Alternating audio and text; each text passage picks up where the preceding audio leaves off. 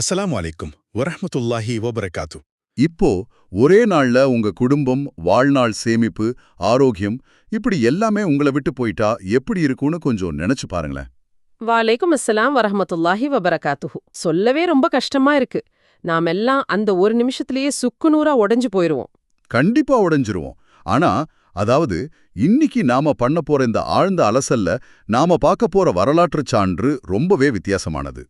அய்யூப் அலைஹிஸ்ஸலாம் அவங்களோட எல்லையற்ற பொறுமை அப்படிங்கிற மூலக்கட்டுரையை தான் இன்னைக்கு நாம விரிவா பேச போறோம். ஆமா, ஏன்னா வாழ்க்கையில சுமைகள் நம்மளால தாங்க முடியாத அளவுக்கு அதிகமாகும்போது அதை எப்படி எதிர்கொள்வது அப்படிங்கிறதுக்கு இதை விட ஒரு சிறந்த உதாரணம் இஸ்லாமிய வரலாற்றுல இருக்க முடியாது. சரிதான். இப்போ நாம பொறுமை அப்படின்னு சொல்லும்போது ஏதோ டிராஃபிக் ஜாம்ல வெயிட் பண்றதோ இல்ல சின்னதா ஒரு வலியை தாங்கிக்கிறதோ அப்படின்னு தான் நினைக்கிறோம். ஆனா இங்க நிலைமையே வேற இல்லையா? ரொம்பவே வேற. அதாவது அவங்களோட பொறுமையின் ஆழத்தை நாம புரிஞ்சுக்கணும்னா முதல்ல அவங்க சந்திச்ச இழப்போட அளவை நம்ம முழுமையா உணரணும். ஆரம்பத்துல பாத்தீங்கன்னா அய்யூப் அலைஹிஸ்ஸலாம் அவங்களுக்கு 14 பிள்ளைகள், 7 ஆண் 7 பெண் குழந்தைங்க. ஓ, 14 குழந்தைங்க. அது மட்டும் இல்லாம நிறைய செல்வமும் அவங்களுக்கு இருந்துச்சுன்னு படிச்சிருக்கேன். ஆமாம் ஆமாம், அபரிமிதமான செல்வம், சமூகத்துல ஒரு பெரிய செல்வாக்குன்னு ஒரு மனிதனுக்கு தேவையான எல்லாமே அவங்க கிட்ட குறையில்லாம இருந்துச்சு. ஆனா அந்த சந்தோஷம் ரொம்ப நாள் நீடிக்கல. அடுத்தடுத்து வந்த சோதனைகள் மொத்தமா எல்லாமே புரட்டி போட்டுடுச்சு. ஒரு மனிதன் ஒரே நாள்ல இப்படி இவ்ளோ பெரிய இழப்புகளை சந்திச்சாங்க. அதுதான் இறைவனோட நாட்டம். வியாபாரம் முழுமையா அழிஞ்சு போச்சு. அதுக்கப்புறம் அவங்க கண் முன்னாடியே பிள்ளைங்க எல்லாரும் ஒவ்வொருத்தரா மரணம் அடைஞ்சாங்க. இதெல்லாம் பத்தாதுன்னு அவங்கள முடக்கி போடுற மாதிரி ஒரு கொடிய நோய் வர தாக்குச்சு. சுபஹானல்லாஹ், கேக்குறதுக்கே ரொம்ப பயமா இருக்கு. பிள்ளைகளை இழந்து செல்வத்தையும் இழந்து நோயும் வந்தா மனிதர்கள் எப்படி இருப்பாங்க? அது மட்டுமா, அந்த நோய் தொற்றை பார்த்து பயந்து ஊர் மக்களே அவங்கள ஒதுக்கி வச்சுட்டாங்க. அதாவது ஊரை விட்டே தள்ளி வச்சுட்டாங்க. அவங்களோட மனைவி மட்டும்தான் கடைசி வரைக்கும் அவங்களுக்கு துணையா நின்னாங்க. ஒரு நிமிஷம் இருங்க. இது கற்பனை செஞ்சு பார்க்கவே ரொம்ப கஷ்டமா இருக்கு. இப்படி எல்லாத்தையும் இழந்த பின்னும் அதுவும் அவங்க ஒரு இறைத்தூதர், ஒரு நபியா இருந்து எப்படி நம்பிக்கையை இழக்காம இருக்க முடிஞ்சது? அந்த வியப்புக்கு காரணமே அந்த சோதனையா அவங்க எப்படி பார்த்தாங்க அப்படிங்கிறது தான். இந்த சோதனை 1 மாசம் 2 மாசம் இல்ல, முழுமையா 18 வருஷங்கள் நீடிச்சது. 18 வருஷமா? இதுதான் எனக்கு சுத்தமா புரியல. அவங்க ஒரு நபியாச்சே, இறைவன் கிட்ட நேரடியா கேக்குற உரிமை அவங்களுக்கு இருக்கு. கேட்டா இறைவன் உடனே கொடுத்திருப்பானே. கண்டிப்பா கொடுத்திருப்பான். அப்ப ஏன் 18 வருஷம் அந்த வலியோட அவங்க வாழணும்? இது கொஞ்சம் பிடிவாரமா இருக்கிற மாதிரி தோணலையா? இல்ல இல்ல, இது பிடிவாதம் கிடையாது. இது ஒரு ஆழமான நன்றி உணர்வு அப்படின்னு தான் சொல்லணும். நிலைமை ரொம்ப மோசமானப்போ அவங்களோட மனைவியே அவங்க கிட்ட, நீங்க அல்லாவிடம் பிரார்த்தனை செய்யலாமே அப்படின்னு கேட்டாங்க. நியாயமான கேள்விதானே. அதுக்கு அவங்க என்ன சொன்னாங்க? அதுக்கு அய்யூப் அலைஹிஸ்ஸலாம், நாம எவ்வளவு காலம் சுகமா வாழ்ந்தோம் அப்படின்னு மனைவி கிட்ட கேட்டாங்க. மனைவி 80 ஆண்டுகள் அப்படின்னு சொன்னாங்க. ஓஹோ, 80 வருஷம் எந்த குறையும் இல்லாம வாழ்ந்திருக்காங்க. ஆமா, அதுக்கு அவங்க சொல்றாங்க, 80 வருஷம் நாம சுகமா வாழ்ந்தோம், அந்த அளவுக்கு கூட நான் இன்னும் சோதனைய அனுபவிக்கல.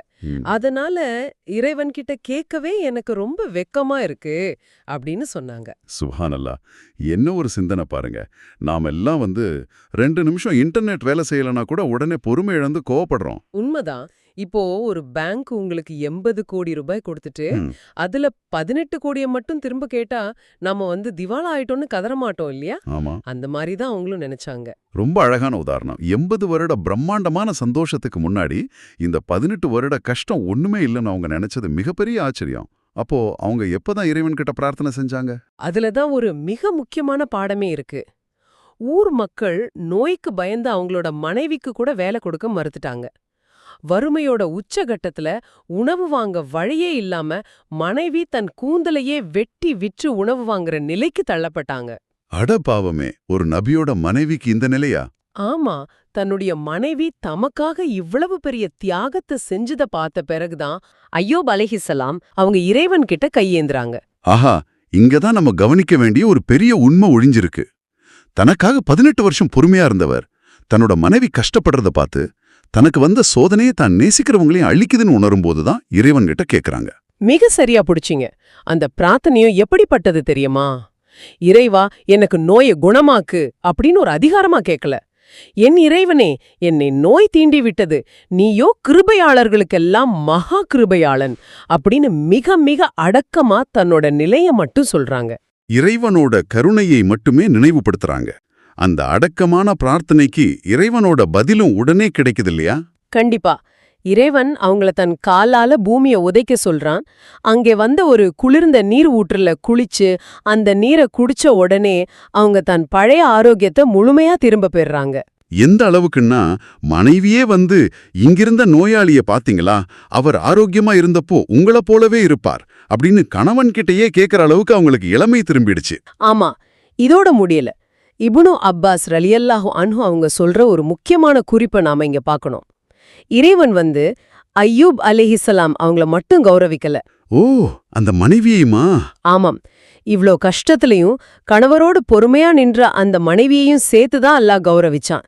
அவங்களுக்கு 26 ஆண் பிள்ளைகளை வழங்கி இழந்த செல்வத்தை இருமடங்கா திருப்பி கொடுத்தான். மாஷா அல்லாஹ். நாம படுற கஷ்டங்கள், துயரங்கள் எல்லாமே அய்யூப் அலைஹிஸ்ஸலாம் அவங்களோட இந்த பொறுமை கடல்ல ஒரு சிறு துளி மட்டுமே அப்படிங்கறத இந்த வரலாறு ரொம்ப ஆழமா நமக்கு உணர்த்துது. அதாவது எல்லாம் சுமூகமா இருக்கும்போது இறைவனை நம்புவது ரொம்ப எளிது. ஆனா அனைத்தும் பறிக்கப்படும் போதும் அந்த நம்பிக்கைய விடாம கெட்டியா பிடிச்சுக்கிறது தான் உண்மையான பொறுமை. ரொம்ப சரியா சொன்னீங்க. இப்போ இதை கேட்டுக்கிட்டு இருக்கிற உங்களுக்கு ஒரு இறுதி சிந்தனை. உங்க வாழ்க்கையில நீங்க இன்னைக்கு சந்திக்கிற மிகப்பெரிய கஷ்டங்கள் நாளைக்கு மற்றவர்களுக்கு ஒரு வரலாற்று பாடமா அமையக்கூடும் அப்படின்னா, அந்த சோதனைகளை நீங்க இன்னைக்கு எதிர்கொள்ளும் விதம் மாறுமா? சிந்திச்சு பாருங்க.